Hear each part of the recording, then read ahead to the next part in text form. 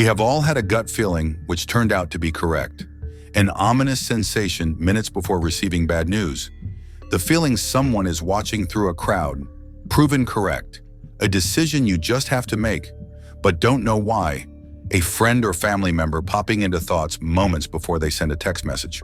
What if this is more than just a coincidence? What if it is, in fact, some sort of sixth sense? Is it possible that since the earliest days, human beings had a sense which goes beyond sight, hearing, smell, taste, and touch? A sense which, rather than lost over time, has merely been obscured? This may sound like the trailer for the latest superhero movie, or at least something out of a new agey spiritual teaching, but far from it. The concept of a sixth sense has existed throughout the annals of human history, and increasingly in modern times is being discussed and studied seriously by science. So what is this supposed sixth sense? Does it exist? And if so, just what can it do? In 2019, researchers from the California Institute of Technology, known as Caltech, led by the enigmatic scientist Joseph Kirschvink, published an article that shocked the scientific community. Through vigorous study, Kirschvink and his team had shown that human beings are capable of magnetoreception. That is, humans have the ability to pick up the Earth's magnetic field, a previously unrecorded sixth sense. The Guardian, reporting the story, called it a power to be boasted of by the X-Men. The study was complex. Researchers built an isolation chamber in which study participants were asked to sit for an hour in utter darkness and silence. During this time, a magnetic field was passed around the chamber, and participants' brainwaves were measured and recorded via electrodes positioned at 64 locations on their heads. Researchers noticed that when the magnetic field pointed north and then swept upwards or downwards over the head, or rotated counterclockwise, a significant drop was seen in the subject's alpha brainwaves. This indicated activity. When the brain is resting, alpha brainwaves are high. A drop signifies engagement. Kirschvink described the response of participants during these scenarios as freaking out. Perhaps freaking out is not an overly technical term. What did Kirschvink mean? What exactly was happening to the study's participants? As one of the members of the research team said, the brain is responding to a magnetic field in a particular way. I just have no idea what mechanism that really represents. What was this sixth sense participants were experiencing? The mystery can begin to be unraveled by momentarily directing attention away from human beings and towards mole rats. Yes, mole rats. Studies have shown that these animals have the ability of magnetoreception, which they use as a sort of guidance system on long journeys. In fact, this is not at all unique to mole rats. Migratory birds use magnetoreception to guide them, as do bees, bats, salmon, and turtles. Even snails and worms possess the ability. Think of lobsters walking in a single file line of 50 or more at the bottom of the ocean.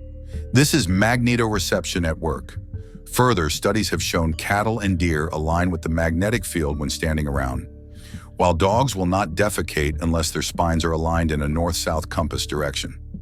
One scientist even found that specific bacterium have a pronounced magnetic sense. The point is simple. This magnetic sixth sense is something that exists across the animal kingdom. And as Connie Wong, Caltech graduate student and one of the lead authors on Kirschvink's study asked, many animals have magnetoreception, so why not us? Note that Kirschvink and his team were not the first to consider the topic of magnetoreception in human beings. They were simply the first to achieve the groundbreaking step of producing measurable data. In 1980, British scientist Robin Baker conducted a series of experiments around Manchester, England, which he believed showed magnetoreception in humans.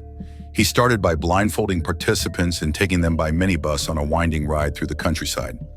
Eventually, thoroughly lost, he would ask the participants to orient themselves towards the compass direction of home. Incredibly, in almost all cases, they were able to correctly pick the direction, except for those who had a magnet placed in their blindfolds. This suggested that it was, in fact, magnetoreception, which informed the ability to determine direction, the magnet acting as an interruption of the natural magnetic field. Baker produced similar results with walkabouts and spinning chairs, even performing such experiments on television. However, when Baker went to the United States to recreate his experiments for skeptical scientists at places like Princeton and Harvard universities, they failed to yield the results he had promised. Baker was labeled a charlatan and a fake, until years later it was discovered that AM radio stations interfere with magnetic fields. As Baker had first done the experiments in Manchester, which did not have AM stations at the time, before coming to the northeastern US, which was saturated with them. This explained his failure to replicate his experiments at the time. Not surprisingly, the incredible inventor Nikola Tesla, who was way ahead of his time, knew that already and has been quoted saying the following: "Alpha waves in the human brain are between 6 and 8 hertz. The wave frequency of the human cavity resonates between 6 and 8 hertz. All biological systems operate in the same frequency range. The human brain's alpha waves function in this range, and the electrical resonance of the Earth is between 6 and 8 hertz. Thus, our entire biological system, the brain and the Earth itself, work on the same frequencies. If we can control that resonate system electronically, we can directly control the entire mental system of humankind." Could this be the reason governments around the world are mass constructing 5G towers in the most populated areas and precisely in front of homes and schools? These towers are emitting weaponized frequencies which alter our body's natural electromagnetic fields. They can damage DNA and lead to cancer, cause oxidative damage that can cause premature aging, disrupt cell metabolism, cause brain cancer, and potentially lead to other diseases through the generation of stress proteins. They basically create a global grid that lowers our brain's frequencies and dumbs down the population. Meanwhile, half a world away, Russian scientist Oleg Shumilov was conducting his own research on the Earth's magnetic field and its impact on humans. Over the course of decades, Shumilov noted that there were 3 geomagnetic peaks each year: March to May in July, and then finally in October. Perhaps not coincidentally, Shumilov found these peaks coincided with peak times for recorded suicides. In fact, since then, many studies have shown suicide along with mental health problems, like depression, to be associated with the appearance of geomagnetic storms or solar flares.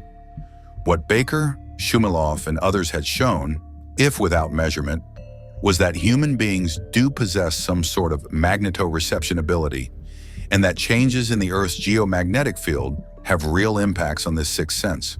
However, this raised more questions than answers. As Baylor College neurobiologist David Dickman explained, with the existence of a sixth sense being proven, the issue became how the brain actually uses this information. The most interesting scientific insight on this question thus far perhaps comes from author and experimental scientist Walter Rawls. Rawls started with the work of Robin Baker, who, years after he first conducted his direction experiments in Manchester, discovered magnetic deposits in the brain surrounding the pineal gland. Perhaps, thought Rawls, it was the pineal gland which would provide the key to this mysterious sixth sense. He began to conduct an experiment in which he would wear a mask that held a magnet directly over his pineal gland for 10 to 30 minutes at a time. During the first week, as he sat and worked quietly wearing the mask, he suddenly noticed something out of the corner of his eye. When he turned his head to see what it was, he was shocked by a ghostly figure entering the room through the wall, then disappearing out the other side. The next week, the same figure appeared, less ghostly this time, more defined. It looked at Rawls, then disappeared. Finally, during the third week wearing the mask, the room around Rawls dissipated entirely, leaving him looking at a hillside with 2 people sitting under a tree. One of them was the figure he had seen twice previously. They looked at him, startled, before the scene faded away, and a fearful Rawls took the mask off forever. It may sound incredible, unbelievable even, but is it possible Rawls was onto something? The pineal gland is located on the roof of the third ventricle of the brain, directly behind the root of the nose. Think of the space between your eyes. It is shaped like a pine cone, which is where it gets its name, Pineal, being Latin for pine cone. It is known to produce melatonin and serotonin, and in fact, making the pineal gland a crucial regulator of the body's functions of biocycles, growth, sleep, metabolism, hormones, and sexual development. More mysteriously, The pineal gland produces chemicals called beta-carbolines, neuromodulators which have the same effect as pharmaceutical products like Prozac, and the chemical known as DMT, a sister to ayahuasca, a psychedelic ceremonial drink used by the tribes of the Amazon rainforest. Was it possible Rawls had altered the production of these chemicals with his magnet mask? Regardless, it seems this tiny gland possesses an unusual and outsized power, a power which science does not yet have a grasp on. As University of Michigan professor of physiology and neurology Jim O'Borgigan put it, we still lack a complete understanding of the pineal gland. Numerous molecules are found in the pineal, many of which are uniquely found at night, and we do not have a good idea of what their functions are. With science baffled, it must be outside of the realm of science from which insights are gained. Consider the ancient Egyptians, for whom the pineal gland was a representation of power, wisdom, and good health. The Eye of Horus, among the most well-known Egyptian symbols, is actually a depiction of the pineal gland inside the brain. Further, atop the staff of the god Osiris sits a pine cone, another pineal reference. It should be no surprise then that Egyptians preserved the pineal gland separately in the process of mummification, but they were not the only ones who used the pineal gland and its pine cone representation throughout their most important iconography. It appeared in many other civilizations, from Greeks and Romans to Assyrians, Sumerians, and even across the world to the ancient tribes of what is now Mexico. The spires of the Cambodian marvel, Angkor Wat, are pine cones reaching up to the sky, while even the Vatican, at the heart of Catholicism, has an enormous pine cone statue. In fact, the Pope, like the Egyptian god Osiris, carries a staff with a pine cone, while church lamps and candle holders also contain the symbol representing the pineal gland as illumination, as showing the way out of darkness. What is it that human beings used to know about the pineal gland in order to make it such an important part of their existence across cultures and time periods which modern science does not? What is this way out of darkness? Famed French philosopher René Descartes described the pineal gland as the principal seat of the soul. He explained that humans have 2 ears, 2 eyes, and 2 sides of the brain, but only one pineal gland, the only part of the brain which is not doubled. Descartes believed that this meant it must be the place where information from all of these pairs was consolidated for consideration by the soul, a sort of meta-organ which both combines and transcends all other senses. Here, the pineal gland described by Descartes bears a striking resemblance to what in Hindu tradition is called the 6th chakra, the eye of intuition, or more simply, the third eye. Interestingly, recent scientific discoveries have shown that the pineal gland does, in reality, have a strangely similar tissue makeup to the retinas of the eyes. Under a microscope, the cells appear almost identical. Because of this, scientists have postulated that the pineal gland may in fact be the remnants of an actual eye left over evolutionarily from a prehistoric ancestor, like the wings of an ostrich. But perhaps this third eye is not so much left over as forgotten. Perhaps the sixth sense discovered by Kirschvink and his team was in fact rediscovered, an ancient knowledge once celebrated through art and spirituality, an ability which human beings have not lost but rather merely lost awareness of. But if the pineal gland is the source of a sixth sense which humans have lost awareness of, what could a return of this awareness mean? In Hindu tradition, the third eye is a source of intuitive wisdom, knowledge of past, present, and future. It is a sort of cosmic consciousness that goes beyond the typical limits of perception, beyond the 5 senses of sight, hearing, smell, taste, and touch. It has been suggested that the development of this eye can facilitate an enhanced spiritual connection, lucid dreaming, telepathic empathy, even psychic vision, and astral projection. As author Ilchi Lee proclaimed, the pineal gland shows spirituality as a built-in feature of the human brain. Think of Walter Rawls manipulating his pineal gland with a magnet. That ghostly figures he started to see certainly beyond what you would typically have been able to perceive with his 5 basic senses. But Rawls has only scratched the surface of this phenomenon. Human beings do have a 6th sense. That much is now irrefutably known thanks to Kirschvink and his team of Caltech scientists. What remains to be seen is just what type of power this 6th sense might hold. What type of secrets, once known by the ancients, but since lost to humankind, it might reveal. Just what does this literal and spiritual third eye might actually be able to do? Thank you for watching. Please hit the like button if you enjoyed this video.